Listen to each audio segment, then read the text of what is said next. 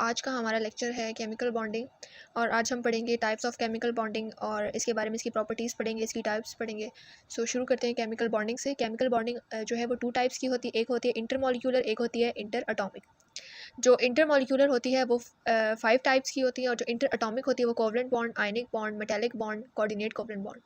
Basically हम लोग पहले इसको स्टडी करते हैं कि इंटरमॉलिक्यूलर का मतलब क्या है, इंटर अटोमिक का मतलब क्या है। ठीक है, इंटर मॉलिक्यूलर जो फोर्सेस होती हैं, ये जो इंटर मॉलिक्यूलर फोर्सेस इनके वजह से बॉन्ड बनते हैं वो मॉलिक्यूल्स के बीच में बनते हैं। यानी कि अगर पूरा एक वाटर का फॉर एग्जांपल एक मॉलिक्यूल है H2O, ये ऑक्सीजन और ये दो उसके साथ हाइड्रोजन लिखे हुए हैं, और इस तरफ अगर एक हो वाटर का मॉलिक्यूल, तो जब इनके दरमियान में बॉन्ड बने उसे हम कहते हैं इंटरमॉलिक्यूलर बॉन्ड। और वो किसकी वजह से होता है, इंटरमॉलिक्यूलर फोर्सेस ऑफ अट्रैक्शन की वजह से। तो इंटरमॉलिक्यूलर फोर्स ऑफ अट्रैक्शन जो होती है वो डिफरेंट टाइप्स की होती हैं, जो कि हम अगले वीडियो में इसका पढ़ेंगे कि वो क्या क्या होती है, किस वजह से होती है। और जो आज जो हमारा बेसिकली टॉपिक है वो है इंटर अटोमिक। इंटर अटोमिक का मतलब क्या है कि जो एटम्स के बीच में जो बॉन्ड बनता है, दो एटम्स के बीच में, दो से ज़्यादा एटम्स के बीच में जो बॉन्ड बनता है उसे हम कहते हैं इंटर अटोमिक। फर्स्ट हम पढ़ेंगे covalent bond, second ionic bond, third metallic bond, fourth coordinate covalent bond. आ जाते हैं हम लोग आयनिक बॉन्ड पे। आयनिक बॉन्ड होता क्या है वैसे? जनरली अगर हम इसको ना थोड़ा सा जनरलाइज करें, अपनी आसानी के लिए बोलें, जो आयनिक बॉन्ड होता है वो फॉर्म होता है एक मेटल और एक नॉन मेटल के दरमियान में। जो मेटल होता है वो अपना इलेक्ट्रॉन ट्रांसफ़र करता है नॉन मेटल को। इसको हम इस तरह भी कह सकते हैं complete transfer of electron in order to gain stability. यानी कि एक इलेक्ट्रॉन का कंप्लीट ट्रांसफर हो जाए नॉन मेटल को in order to gain stability, यानी कि वो स्टेबलाइज हो जाए। क्यों हमारे पास इलेक्ट्रॉन की ट्रांसफर होती है, मेटल क्यों करता है, नॉन मेटल गेन क्यों करता है, तो उसके आगे रीजंस है, वो कुछ मैं डिस्कस करूँगी इसी लेक्चर में। फिर है electrostatic force of attraction present होती है आयनिक बॉन्ड के दरमियान में। ये नॉन डायरेक्शनल होते हैं, कोई इसकी शेप नहीं होती, इसी वजह से नो डायरेक्शन नो शेप, इसलिए हम इसे कहते हैं नॉन डायरेक्शनल है। और इसको हम इलेक्ट्रोवैलेंट बॉन्ड भी कहते हैं। इसका सेकंड नेम है इलेक्ट्रोवैलेंट बॉन्ड। वो किस वजह से है, क्योंकि इसमें electrostatic force of attraction present होती है एटम्स के बीच में। क्योंकि ये नॉन डायरेक्शनल है तो ये आइसोमेरिज्म का फिनोमिना नहीं शो करेगा, क्योंकि अगर कोई चीज़ अगर डायरेक्शनल, कोई बॉन्ड अगर डायरेक्शनल है तो ही वो आइसोमेरिज्म शो करता है। लेकिन जो आयनिक बॉन्ड है वो नॉन डायरेक्शनल होता है, इसलिए वो आइसोमेरिज्म को शो नहीं करता। तो अब हम लोग कहेंगे कि जो ये सोडियम है ये एक लूज़ करेगा और जो ये क्लोराइड है ये गेन करेगा। ठीक है, इलेक्ट्रॉन को जो सोडियम लूज़ करेगा, यानी कि सोडियम से क्लोराइड की तरफ पूरा एक इलेक्ट्रॉन का ट्रांसफ़र हुआ है, सोडियम मेटल से एक नॉन मेटल की तरफ। तो ये क्या है, एक आयनिक बॉन्ड की फॉर्मेशन हुई है।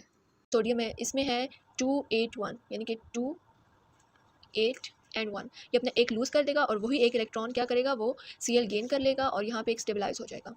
और इसके अलावा अब हम पढ़ेंगे नेक्स्ट कोवलेंट बॉन्ड। लेकिन उससे पहले मैं आपको बताती चलूँ कि जो आयनिक बॉन्ड होता है वो ज़्यादा स्ट्रॉन्गर होता है कोवलेंट बॉन्ड से, क्योंकि जो आयनिक बॉन्ड होता है उसमें electrostatic force of attraction present होती है, जिसकी वजह से उसको तोड़ना जो है इतना आसान नहीं होता, उसके लिए बहुत ज़्यादा एनर्जी चाहिए होती है। अब नेक्स्ट है कोवलेंट बॉन्ड। कोवलेंट बॉन्ड क्या होता है, वो बॉन्ड जो कि म्यूचुअल शेयरिंग ऑफ इलेक्ट्रॉन से फॉर्म हो। इधर तो इलेक्ट्रॉन का ट्रांसफर होता था कंप्लीटली, जो है वो इलेक्ट्रॉन का ट्रांसफर होता था from metal towards non metal, लेकिन इधर ऐसा नहीं होता है। इधर ये होता है कि कोवलेंट बॉन्ड फॉर्म होता है शेयरिंग ऑफ इलेक्ट्रॉन से। उसके बाद ये जो डायरेक्शनल होता है, कोवलेंट बॉन्ड हमेशा डायरेक्शनल होता है, इसी वजह से ये फिनोमिना ऑफ आइसोमेरिज्म शो करता है। उसके बाद इसको जो है कम एनर्जी रिक्वायर्ड होती है इसको तोड़ने के लिए कोवलेंट बॉन्ड को। अब हमारे पास O2 है। O2 की क्या कन्फिग्रेशन होती है भाई, ऑक्सीजन की। इसकी एटॉमिक नंबर 8 है, तो 1s2 2s2 2p4। अब ये हमारे पास एक ऑक्सीजन है O एंड ये 2 और 1 2 3 4 5 6। ठीक है, इसको 2 इलेक्ट्रॉन चाहिए कि अपना ऑक्टेट कंप्लीट कर सके। ठीक है, तो ये ऐसा करेगा कि इसको एक नहीं बल्कि 2 इलेक्ट्रॉन चाहिए, तो ये क्या करेगा, ये दोनों बॉन्ड फॉर्म कर लेंगे, यानी कि अपने इलेक्ट्रॉन शेयर कर लेंगे। ठीक है, इधर भी 8 कंप्लीट हो जाएंगे और अगर इधर से गिने तो हमारे पास 8 कंप्लीट हो जाएंगे। और ऑक्सीजन के दरमियान में हैंस डबल बॉन्ड इसी वजह से फॉर्म होता है, क्योंकि इसको एक इलेक्ट्रॉन नहीं, जैसे हाइड्रोजन है फॉर एग्जाम्पल, हाइड्रोजन उसका 1 होता है। ठीक है, अब क्या हो जाएगा, दूसरा हाइड्रोजन है H2 का मॉलिक्यूल है, ये है 1। तो ये जब ये आपस में बॉन्ड फॉर्म करेंगे तो ये इस तरह कुछ बन जाएगा, एक इसका शेयर होगा एक इसका शेयर होगा, तो ये आराम से स्टेबलाइज हो जाएंगे। लेकिन जो ऑक्सीजन होती है उसको 2 इलेक्ट्रॉन की नीड होती है, तो तभी हम इसी वजह से कहते हैं हाइड्रोजन के दरमियान में एक बॉन्ड फॉर्म होता है, ऑक्सीजन के दरमियान में 2 बॉन्ड फॉर्म होते हैं।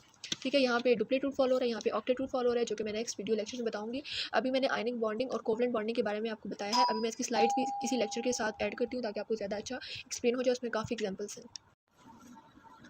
अच्छा, इसमें जो है ना कोवलेंट बॉन्ड की मैंने एक स्लाइड भी आपको शेयर कर दी है। इसमें 2 एटम्स हैं, एक में हमारे पास ए एटम है, एक दूसरा है बी है।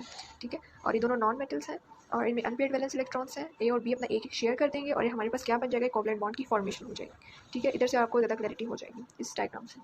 सेकंड है हाइड्रोजन, मैंने बना के आपको एक्सप्लेन किया था। इधर बना भी हुआ है कि एक हाइड्रोजन का और एक दूसरे हाइड्रोजन का तो डुप्लीकेट रूल कंप्लीट हुआ है, स्टेबलाइज हो गया, ऑक्सीजन में शेयरिंग हुई है, दो एक ऑक्सीजन की दूसरा दो, एक ऑक्सीजन क्लोरीन में भी सेम यही हो रहा है, शेयरिंग हो रही है इलेक्ट्रॉन्स की, और नाइट्रोजन में भी। सो ये सिंपल सा हमारे पास था कोवलेंट बॉन्ड। देन नेक्स्ट मेरे वीडियो लेक्चर में होगा मेटालिक बॉन्ड और कोऑर्डिनेट कोवलेंट बॉन्ड, इन दोनों का मैंने डिफरेंस आपको बताना है, और उसके बाद हम शुरू करेंगे इंटरमॉलिक्यूलर। पसंद आए तो लाइक कीजिए, सब्सक्राइब कीजिए और बेल के आइकन को प्रेस कीजिए। Thank you.